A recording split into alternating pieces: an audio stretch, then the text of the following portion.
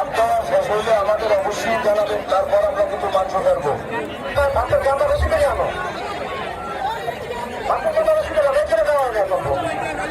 ইতিম নবী মুহাম্মদুর রাসূলুল্লাহ সাল্লাল্লাহু কামিল হযরত কায়সা হুজুর রাহমাতুল্লাহ আলাইহির পর হাদিয়া পৌঁছায় দাও।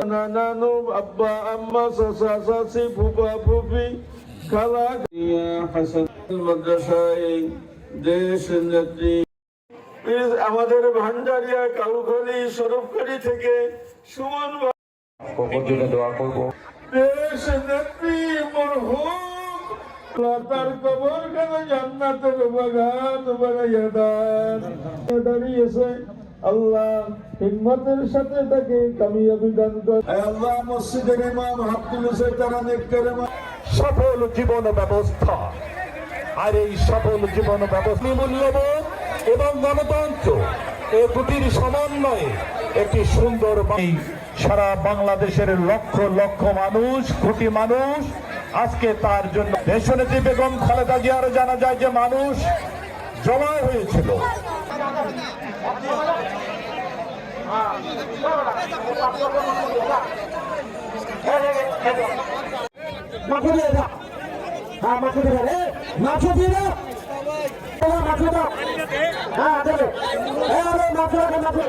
আমি আপনাদের উপস্থিতিতে বর্তমানে এই কেয়ারটেকার সরকারের একজন গুরুত্বপূর্ণ উপদেষ্টা, ঢাকা বিশ্ববিদ্যালয়ের একজন স্বনামধন্য শিক্ষক আসিফ নজরুলের আমি একটি কথা আপনাদের সামনে উল্লেখ করি। 5 আগস্টের পরে আসিফ নজরুল দেশনেত্রী বেগম খালেদা জিয়ার সাথে সাক্ষাৎ করতে গিয়েছিলেন।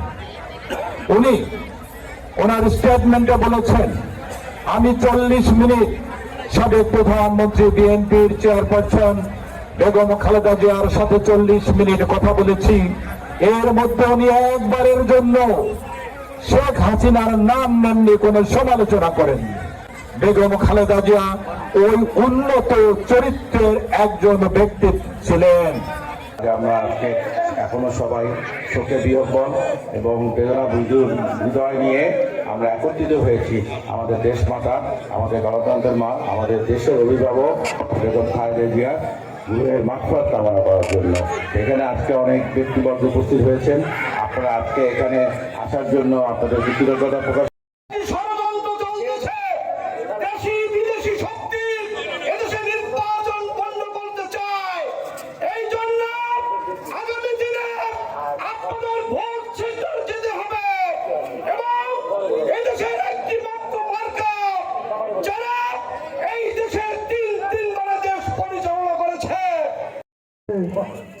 কাউখালী উপজেলা বিএনপি কর্তৃক আয়োজিত দেশমাতা বেগম উপজেলা বিএনপি